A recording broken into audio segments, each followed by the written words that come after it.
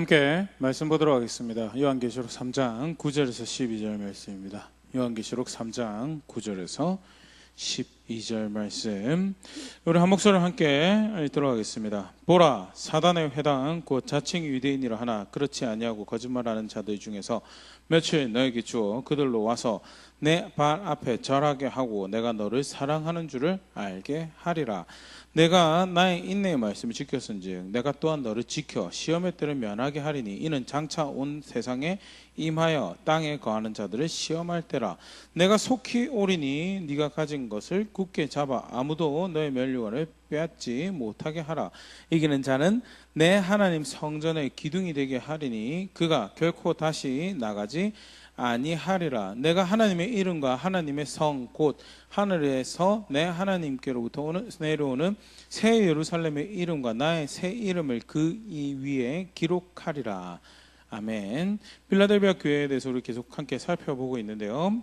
오늘 이제 9절에서부터 12절 함께 읽어 본문 말씀은 필라델비아 교회에 주신 약속의 말씀이죠. 다시 우리 앞에 배웠던 함께 살펴봤던 것을 이렇게 다시 돌아보면요, 필라델비아 교회 서머나 교회와 더불어서 책망할 것이 하나도 없었던 그 교회를 생각할 때 비록 작은 교회, 작은 도시에 있는 작은 소수의 사람이 모이는 작은 교회이지만 하나님의 기쁨이 되고 또 즐거움이 되는 그런 교회였다. 그럼 무엇이 그들의 가지고 있는 신앙이 그렇게 책망할 것이 없는 신앙이었는가? 한 가지죠. 사실 엄격하게 말하면 한 가지죠. 예수 말씀 지키는 그런 자리였습니다. 그것을 지키는데 얼마나 잘 지키고 있었는가. 내 이름을 배반하지 않아 끝까지 그 예수님의 이름을 배반하지 않을 만큼, 예전에 몇 번 지켜봤습니다 정도가 아니고 몇 번 순종해봤습니다. 처음 받은 예수님의 그 말씀을 끝까지, 그 받은 복음을 끝까지 지켜가는 자리에 있었던 것이 필라델비아 교회 신앙의 교회. 말씀을 있는 그대로 받아들이는 것, 사실 필라델비아 교회에만 요구된 신앙 모습이 아니다라는 것 우리 함께 살펴봤죠. 처음 말씀을 주시고 이스라엘 백성 언약 관계를 시작하셨을 때 그때부터 요한계시록까지 신구약 통틀어서 신앙의 가장 큰 기본적인 골격 아웃라인은 하나님의 말씀을 쫓아 살아가는 삶, 예수님의 말씀을 쫓아가는 삶이 그게 기독교의 가르치는 신앙이다라는 것. 필라델비아 교회는 작은 능력이었지만, 작은 공동체였고 작은 소수의 사람이 모이는 교회였지만, 그럼에도 불구하고 그 순종을 하여 예배하고 순종하여 살아가는 그 신앙에서 열매를 맺어가는 그런 교회였고요. 예수님께서 그 부분에 칭찬하셨던 그런 모습 우리가 살펴봤고, 그것을 인정하는 그런 모습 살펴봤고요. 또 더불어서 우리가 행위라는 부분에서 예수 말씀을 지키는 것은요, 우리가 예수 말씀이 무슨 말씀인지 압니다, 이것을 우리가 해야 됩니다라는 정보와 또 어떤 종교적 행위를 가지고 이야기하는 그 수준이 아니라 행위를, 삶의 자세, 삶의 행동으로 고백하는 것이 그게 기독교 신앙이다라는 것, 필라델비아 교회 신앙의 모습을 함께 살펴봤고요. 이제 그 9절부터 같이 조금 살펴보려고 그러는데요, 그 신앙에 대해서 합당한 선택을, 바른 선택을 했기에 내가 이렇게 갚아줄 것이다 라는 그런 부분이죠. 첫 번째, 자칭 유대인의 회개를 이야기하며 그걸 통해서 무엇을 알려주냐, 내가 너를 사랑한 줄을 알게 하리라. 내가 너를 하나님 백성으로, 내 백성으로 여기는 것을 알게 하리라라는 것. 자칭 유대인이라는 표현요, 실제로 유대인이 아니다라는 말이 아니고요, 자칭 하나님 백성이라고, 유대인이라고 하나님 백성이라고 하는데 실제로는 하나님 백성이 아니다라는 로마서 2장의 바울의 표현이 우리 사실 연상하게 만드는 그런 말씀인데요, 바울이 로마서 2장 28절 29절에 이런 표현을, 기록을 했는데, 무릇 표면적 유대인이 유대인이 아니요 표면적 육신의 할례가 아니니라. 오직 이면적 유대인이 유대인이며 할례는 마음에 할지니 영에 있고 율법 조문에 있지 아니한 것이라. 그 칭찬이 사람에게서가 아니요 다만 하나님에게서니라 하면서요, 표면적 유대인, 표면으로 혈통으로 아브라함의 후손이고 유대인이라는 그게 사실 하나님의 백성을 말하는 것이 아니다. 표면적으로 육신에 할례가 있다고 해서 그게 하나님의 백성을 말하는 것이 아니다. 그러면 진짜 그 할례가 가지는 의미가 뭐고, 진짜 하나님의 백성이다라는 건 뭐냐, 그 내면이, 그 생각이, 그 마음이, 그 감정이, 마음 씀씀이가, 실제로 삶을 대하는 자세가, 하나님 대한 자세가 유대인이어야지 하나님의 백성이어야지 그게 하나님의 백성이다. 할례는 육신에 했다고 해서 그것이 할례를 했다라는 본질적 의미를 가지는 것이 아니라 마음에다가, 그 정신에다가 할례를 해야지 그 실제로 하나님의 말씀을 따라서 하는 할례다라는 왜? 그 인정이 사람에게서 나는 것이 아니고 하나님이 하나님 백성이라고 해야지 하나님 백성인 거고, 하나님이 실제로 네가 할례를 받았구나라는 거 어떻게 보면 사실은 할례 본질적인 의미고요. 바울 때 와서 깨달아진 것이 아니고 구약의 에스겔 선지서에서도 사실은 마음에 가는 할례, 신명기에서도 이미 마음에 가는 할례 본질적 의미에 대해서 다루고 있는데요. 스스로 쉽게 속였죠. 그래서 그 부분에 대해서 바울이 아니다라고, 따라 살지, 법 가지고 있으면서 따라 살지 않으면 그게 어떻게 하나님 백성이고, 법이 있다는 것으로 만족하고 할례 받았습니다라고 하나님 백성이다라고, 그거 하나님 보시기에 그게 하나님 백성일 줄 아느냐라는 것이 이제 바울의 도전이면서요. 그게 이제 일종의 자칭 유대인이다라는 거죠. 우리 할아버지가 아브라함, 이삭이고 야곱인데, 그래서 so what? 지금 현재 하나님 존중하는 그런 삶을 하나님 말씀을 따라서 보내주시겠다는 메시아를 따르는 그런 삶을 살아가고 있냐? 그게 아니다는, 그래서 자칭 유대인이다, 사단의 회당이다라는 그런 이야기를 하는데요. 정작 서문학교에도 사실 그런 경우가 있어요. 그 유대인들이 fellow 하나님 백성이다라고 그 유대인들에 의해서 어려움 당하고 박해 당하고 고난 당하고 하는 일들이 빌라델비아 교회도 있었던 거고요. 그런데 그 중에 몇이 회개하여서, 네 앞에 절한다는 말은 뭐 실제로 절을 하는 그런 경우도 있겠지만, 그들이 돌이켜서 결국 함께 신앙을 나누고 함께 예수님을 따를 수 있는 그런 존재들이 되는 거에 대해서, 그걸 통해 네가 틀리지 않은 하나님의 백성이구나, 너희가 틀리지 않은 하나님의 백성이구나를 확인하는, 실제로 하나님 백성을 향한 하나님의 청사진이 계획이 그랬었죠. 스가랴 8장 23절, 만군의 여호와가 이와 같이 말하노라. 그날에는 말이 다른 이방 백성 10명이 유다 사람 하나의 옷 자르고 잡을 것이요 곧 잡고 말하기를 하나님이 너희와 함께 하심을 드러나니 우리가 너희와 함께 가려 하노라 하리라 하시니라. 하나님이 너희와 함께 하심을 우리가 알았다 들었다라고, 그래서 우리가 너희와 함께 하기를 원한다라고. 유대인 몇이 자기들이 하나님 백성이라고 우기다가 결국 빌라델비아 교회 성도 앞에 와서 하나님 너희와 함께 하시면 우리가 알았으니 우리가 너희와 함께 할 것이다 라는 것, 그게 그들의 신앙이 틀리지 않았으면, 그들의 신앙이 바른 자리를 지켜갈 때 결국 그 자리가 하나님 예수님 말씀 따라가는 그 자리가 하나님 백성 되는 자리구나라는 것을 확인하고 격려하고 또한 약속을 주시는 거죠. 혹 이제 이 본문 가지고 너무 확장해가지고 유대인들을 돌이키실 거라는 하나님 약속의 말씀이다라고 이야기를 하는데, 개인적으로 그런 것보다는 그냥 빌라델비아 교회 사정의 역사적 사건으로 이야기를 하신 부분이라 생각되어지고요. 결국 그들의 어떤 돌이킴, 다 전부도 아닙니다. 사실은 이 몇이라고 이야기하죠. 그들 중에 몇이 돌이키는 것을 통해서 우리가 틀리지 않았구나, 우리가 하나님 백성 단 자리에 있었구나라는 것을 확인하는, 동시에 우리가 하나님 관심과 사랑 가운데 있구나라는 것을 내가 너희로 알게 하겠다라는 것이 첫 번째 이제 빌라델비아 교회 신앙에 대한, 하나님께서 너희 선택이 틀리지 않았으면 내가 이렇게 갚으실 것이다라는 이야기고요. 이제 오늘 우리에게 적용하는 걸로는, 하나님 백성이라고 할 때, 바른 예수님 말씀을 따라 살아갈 때 결국 그것이 감추어지지 않고 실제 그 행위에서 주의 법을 쫓아 살아갈 때 그 행위에서 눈이 있는 자, 귀가 있는 자들이 보고 결국 그 복음의 길이 거기에 결국 생명이 있는 것을 보는 자들이 함께 하는 것을 통해서 내가 틀리지 않았구나, 내가 어리석은 길, 스스로 망한 길로 쫓아가는 것 같지만 결국 이게 하나님 따라가는 바른 길이었구나라는 것을 확인하는 그런 일들을 일어날 것에 대해서 이제 그렇게 볼 수 있고요. 두 번째, 또 예수님께서 빌라델비아 교회에 주신 약속이, 네가 나의 인내의 말씀을 지켰은즉 내가 또한 너를 지켜 시험의 때를 면하게 하리니 이는 장차 온 세상에 임하여 땅에 거하는 자들을 시험할 때라. 그래서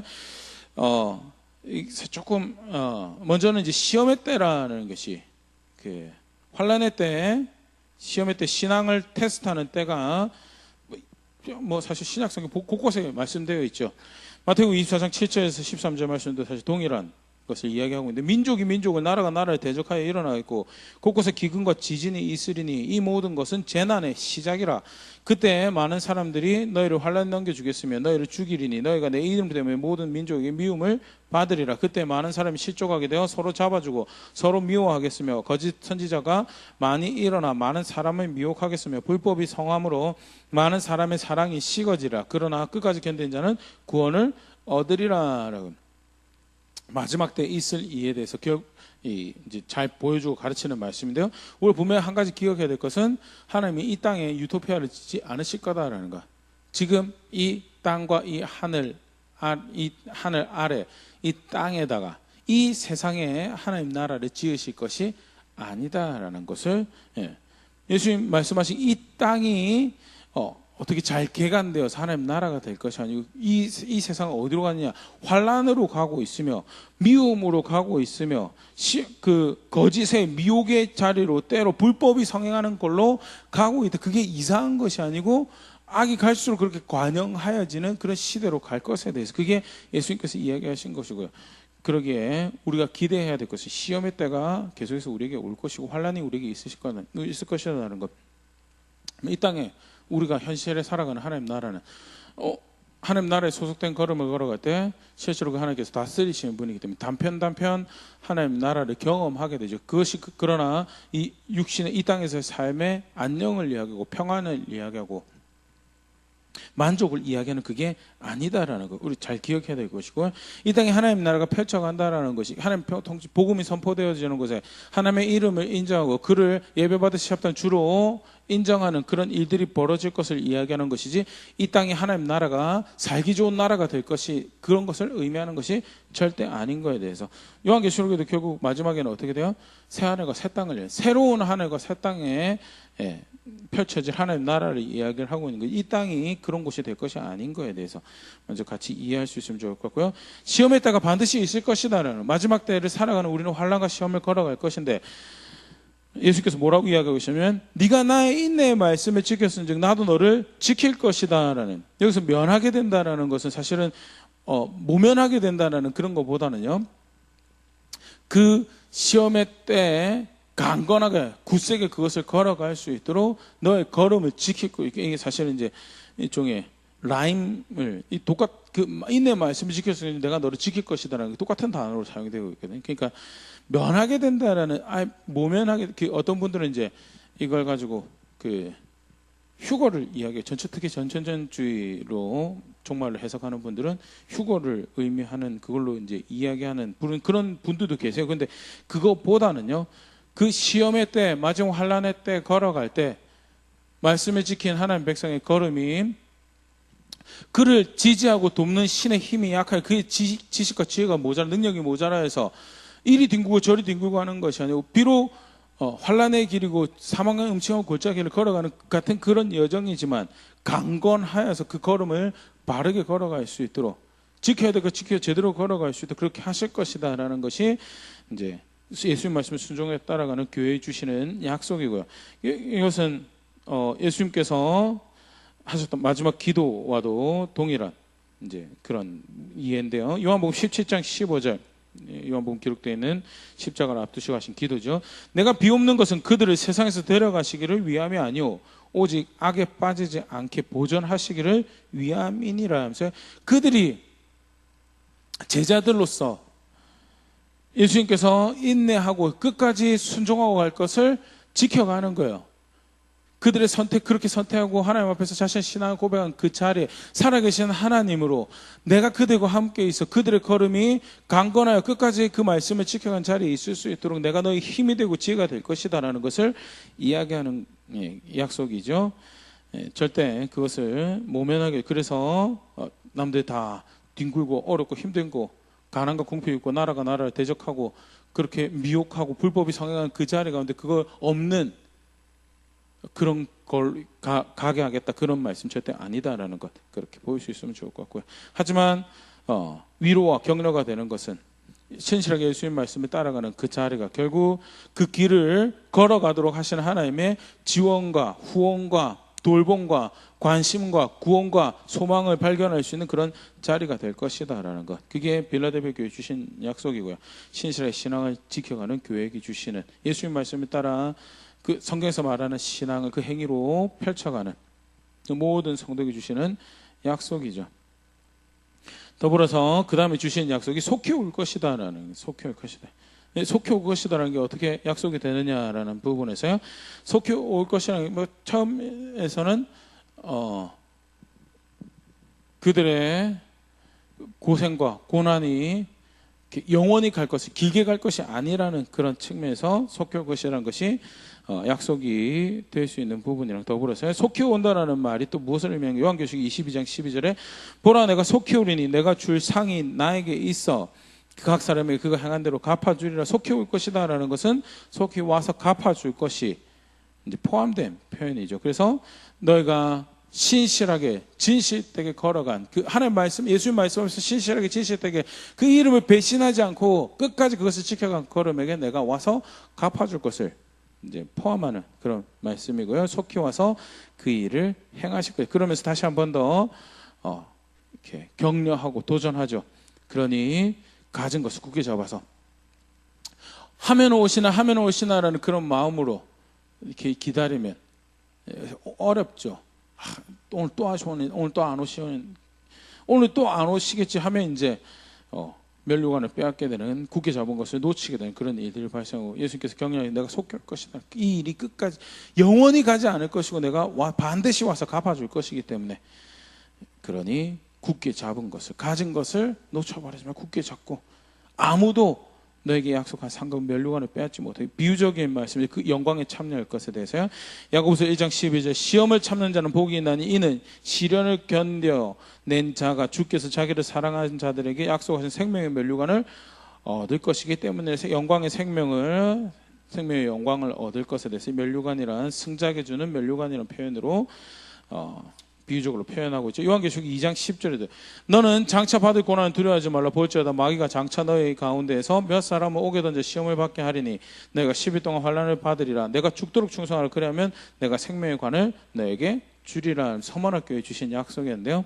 동일한 이해로 볼 수 있습니다. 그 영원한 나라에 참여하는 영광, 그 생명의 하나님과 함께하는 영광을 의미하는 거죠. 디모데후서 2장 5절 경계하는 자가 법대로 경계하지 않냐면 승리자의 관을 얻지 못할 것이라면서 동시대 바울이 사용하는 비유죠.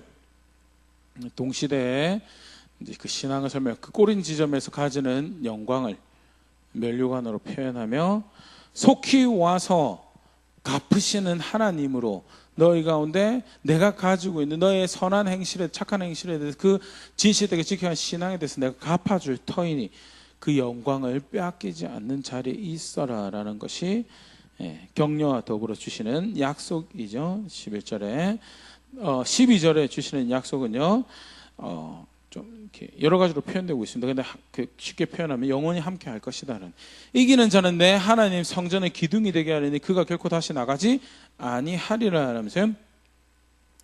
그 당시 그리스 로마 문화에 그 자기 신에 소속되는 또는 그 공원에 대한, 그 신에 대한 공원에 대한 일종의 표현으로 그 신전의 기둥에 이름을 새기는 그런 것이 있었다고 합니다. 그런데 단순히 이름 새기는 정도가 아니고 하나님의 성전에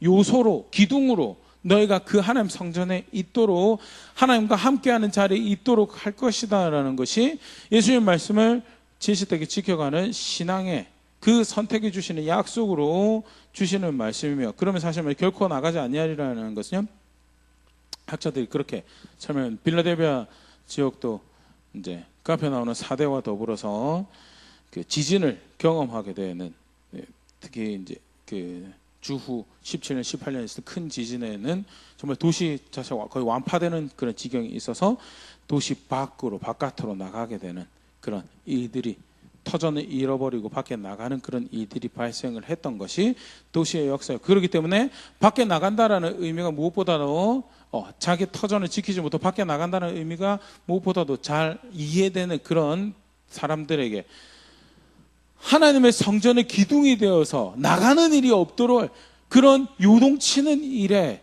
그런 무너지는 일이 없는 하나님과 함께하는 그 자리에 있도록 하게 할 것이다라는 것이 순종하는 신앙이 주시는 그 선택에 자신의 삶을, 자신의 젊음을, 자신의 소유를 대가로 지불하고 순종하는 자리에 있는 그 신앙의 선택에 내가 갚아줄 것이다라고 하시는 말씀이고요. 더불어서 동일한 표현이다. 내가 하나님의 이름과, 이름이 세 개 등장하죠. 하나님의 이름과 더불어서 새 예루살렘의 이름과 나의 새 이름을 그 이 위에 기록하리라 하는, 그 이 위에 기록할, 우리도 사실은 우리 거 위에다가 이름 적어서 자신의 소유라는 거, 이 지우개는 내 지우개입니다. 이 핸드폰은 내 핸드폰입니다. 이 노트북은 제 노트북입니다. 이름 새겨서 책에, 저는 이제 책 같은 경우에 사면 이제 이름 크게 적어 놓는 거를 이렇게 하는데요. 그 책의 정체성, 소유, 주인이 누구인지를 알리는 일종의 표현이죠.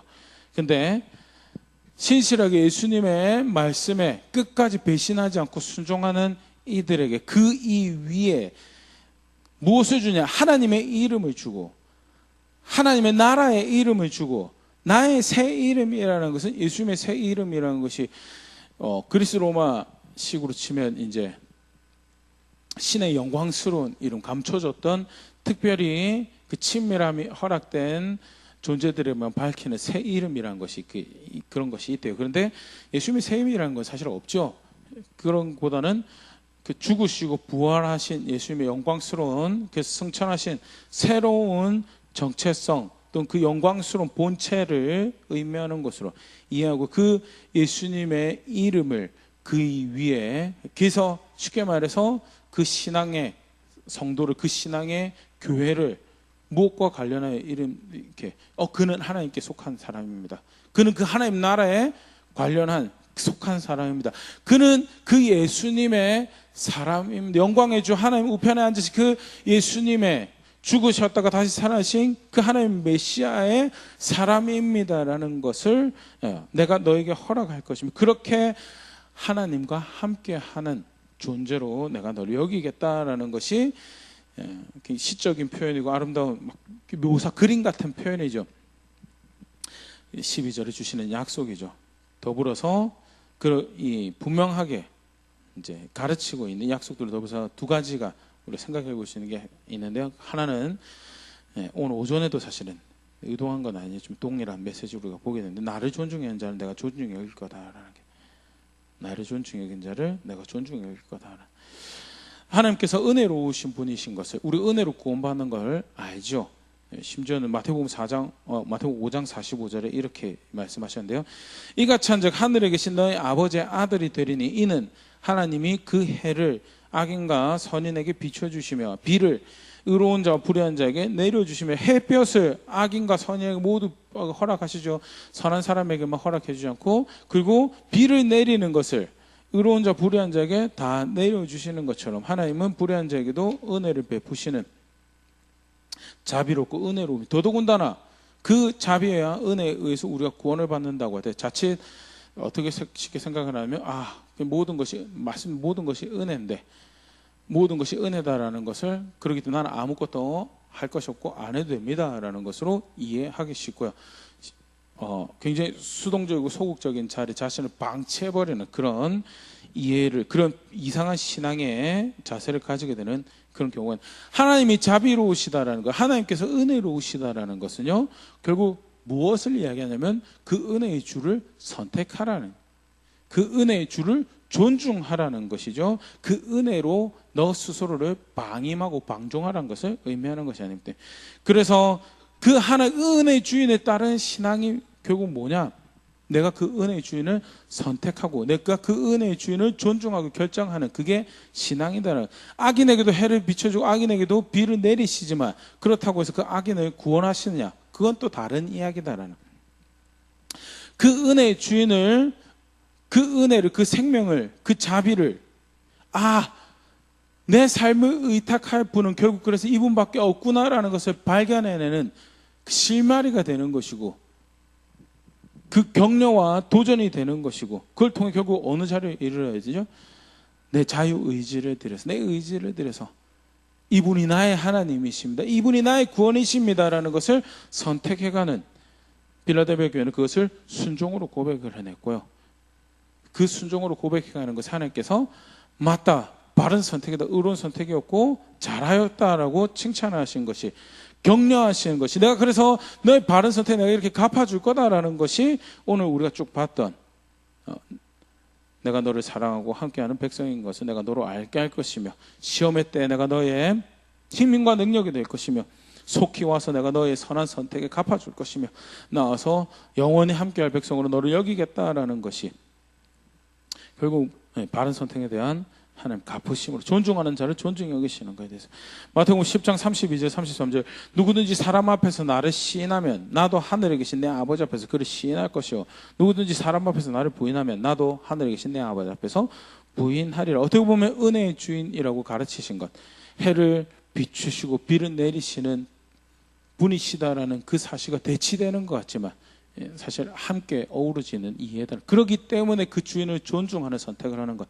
오늘이란 시간은 내 삶의 여정에서 걸음걸음 그 기회를 걸어가는 기회를 허락받은 것은 그 기회 가운데, 그 시간 가운데, 그 사건과 상황 가운데 내 의지로 무엇을 선택해요?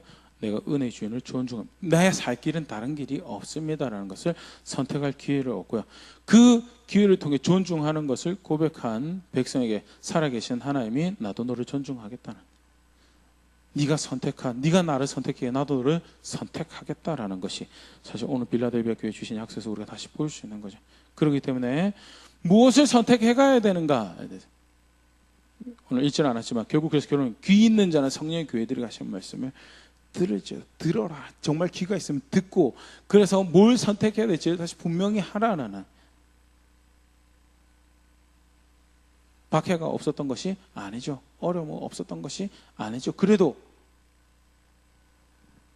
선택해야 될 것이 있다는, 그 장애와 방해에도 불구하고 선택해야 될 것이 있고, 하나님은 어떤 분이시나 나를 존중히 여기는 자를 존중히 여기시는, 반대로 나를 부인하는 자는 내가 부인할 것이다라는, 다시 한번 더 분명히 볼 수 있는 그런 대목이라면요. 더불어서요, 지난 한 주 동안도 우리가 살펴봤지만 결국 기독교 신앙이 뭔가에 대해서 빌라델비아 교회에 주셨던 첫 번째 약속을 보면요, 유대인들이 회개하고 돌아오고 그가 너희 앞에 와서 하나님 너와 함께 하시는구나라는 것을 인정하는 그 일이 발생한 것.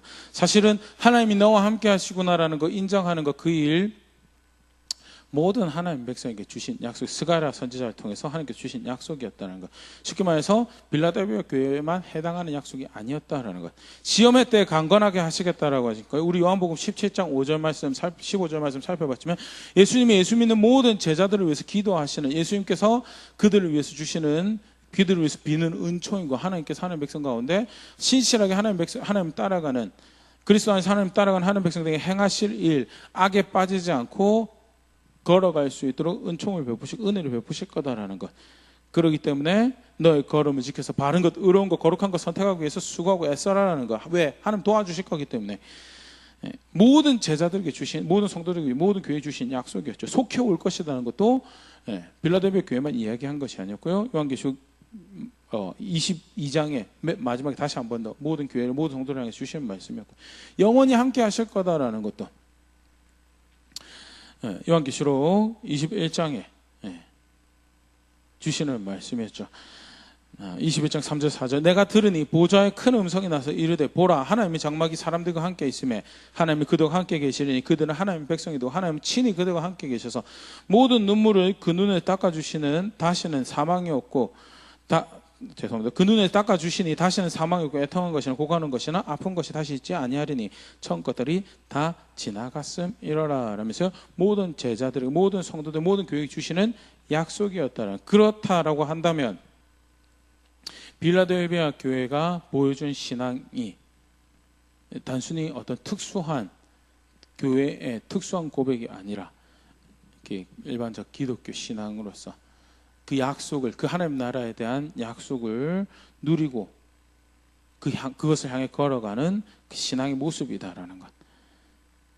어떤 빌라델비아 교회 특별한 수고가 아니라 내가 고백해야 될 신앙의 모습, 예수 그리스도를 향한 그리스도 안에 있는 하나님 나라를 아는 그 신앙의 고백이 무엇이냐? 예수님 말씀에 순종하는 거다라는 것. 다시 분명히 볼 수 있는 부분이죠. 요한복음 14장 23절 24절 예수께서 대답하여 이르시되 사람이 나를 사랑하면 내 말을 지키리니 내 아버지께서 그를 사랑하실 것이요 우리가 그에게 가서 거처를 그와 함께 하리라.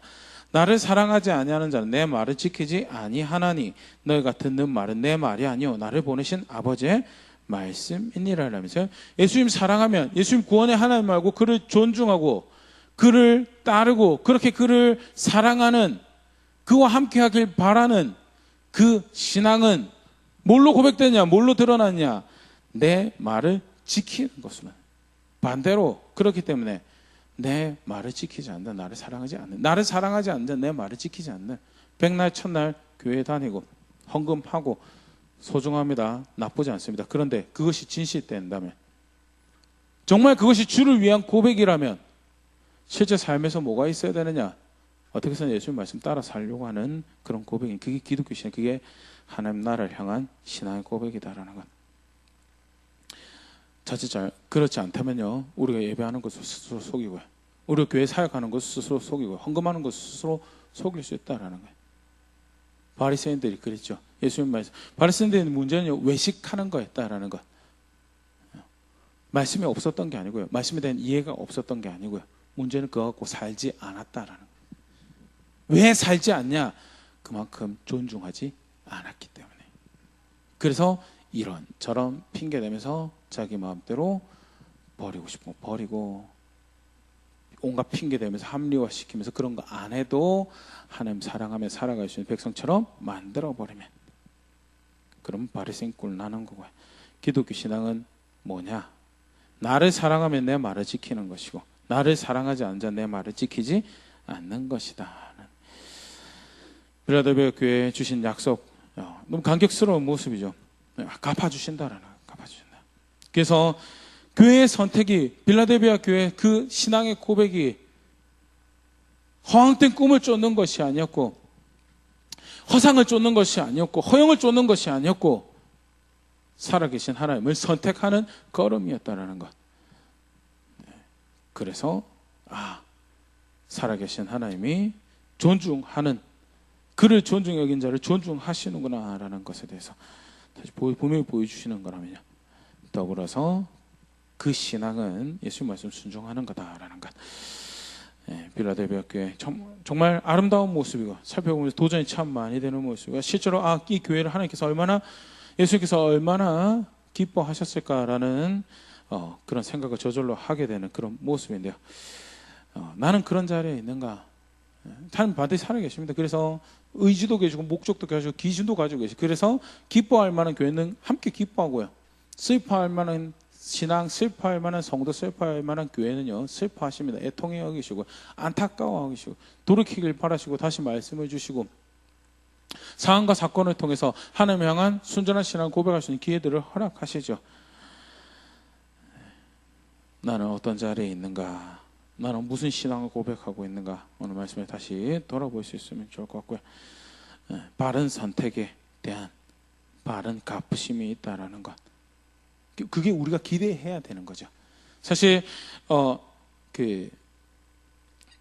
기대가 잘못되면요, 우리가 다른 선택을 만들게 된, 다른 신앙, 우리가 예수님을 믿어서 지금 어떻게 당장 내가 살아가고 있는 삶 좀 편하게 만들 수 있는가를 기대를 한다면요,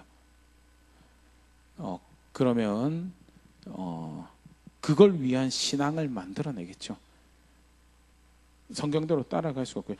하나님께서 기대하시는 것, 결국 하나님 백성처럼 살아가는 것, 그 나라를 향한 강건한 걸음을 걸어가는 것, 속히 오실 하나님 앞에서 바른 선택을 어떻게 하면 그의 앞에 옳다 인정함을 받아 그거 기대할 수 있으면요, 그러면 조금이나마 더 빌라델비아 교회가 보여줬던 신앙에 가까이 갈 수 있지 않을까 했던 것이 제가 말씀을 준비하면서 다시 생각해 봤던 거고요. 다른 거 기대하면 다른 자리로 갈 수밖에 없다라는 거. 나는 무엇을 기대하고 어떤 인정을 바라고 어떤 자리에 있는지 가지고 다시 돌아볼 수 있으면 좋을 것 같고요. 빌라델비아 교회 이야기가 제 이야기가 될 수 있으면 참 좋을 것 같고요. 그렇게 함께 빚어져가는 우리 그런 교회 될 수 있으면 좋을 것 같습니다.